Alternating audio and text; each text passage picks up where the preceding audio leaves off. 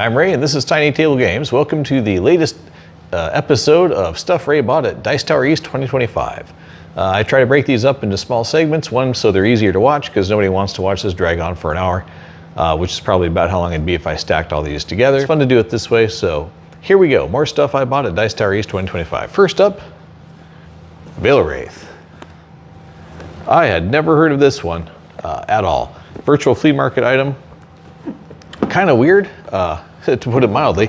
The art is mostly black and white, and most of the activity takes place on kind of tarot-sized cards with interesting art. So that in itself was intriguing to me, plus the it's just interesting, you know. Very weird. I haven't played one like this before. I'm very curious about it to see how it turns out. As I understand it, the general concept is that the bad guys have already won, and this is everybody trying to scrabble by afterwards. That's always a fun thing. In fact, there was a couple D&D settings back in the day about that same sort of concept where evil's already won and everybody's scraping by, and good luck to you. So if you're ever into that sort of thing, I recommend checking out those old expansions. But Wraith, that was the first thing I got, Dice Star Flea Market. Next thing up, Legacy of You. This one I've been wanting to try for a while. It's obviously very highly rated, solo game, so right up my alley. The artwork's neat. There's been a lot of games of this nature that are awesome that I've liked in the past. So this was just another chance to do one of them, and couldn't pass it up. I've been wanting to play this one for a while, so when I saw it, decent price, came with a tiny bit of box damage, but it was advertised as such in the virtual flea market, so thank you to the person I got this from. Very accurate advertising, and I'm looking forward to playing that one too. Of course, all these will be on the channel as I get to them. Next up, I don't know if you've noticed yet, but I'm kind of a fan of dudes on a map war games, so Undaunted Normandy was one I had to get, and its cousin, Undaunted Battle of Britain. So Undaunted Part 2, if you will.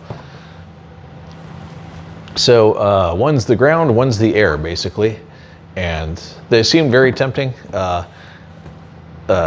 Very few war games that I haven't played at this point. The Undaunted series I had not gotten into yet.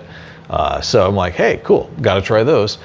So they both showed up available on the virtual flea market. One's still in shrink even.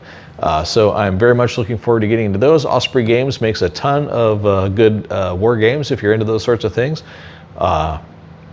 They've partnered with all sorts of interesting people. A lot of people, as they leave Games Workshop, by the way, end up publishing things for either Osprey Games or a couple other smaller companies that do war games. And if you watch Guerrilla Miniature Games, another YouTube channel, Ash, the guy who runs that channel, has written a couple things for Osprey Games and published a few of his own war games too.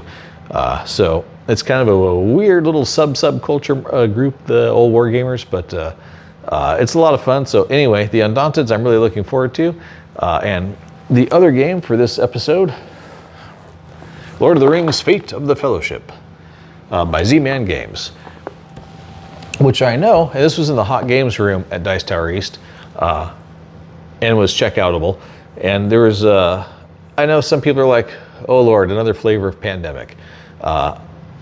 I'm not a huge fan of the original Pandemic. I really like Star Wars Clone Wars, the Pandemic Legacy, well, not Legacy, but Pandemic game, which I actually have an episode of on the channel right now. But the heavily themed Pandemic versions, which are Clone Wars was great. Loved painting those minis. Fate of the Fellowship. Lord of the Rings is always awesome. I used to have War of the Rings and a bunch of those other things.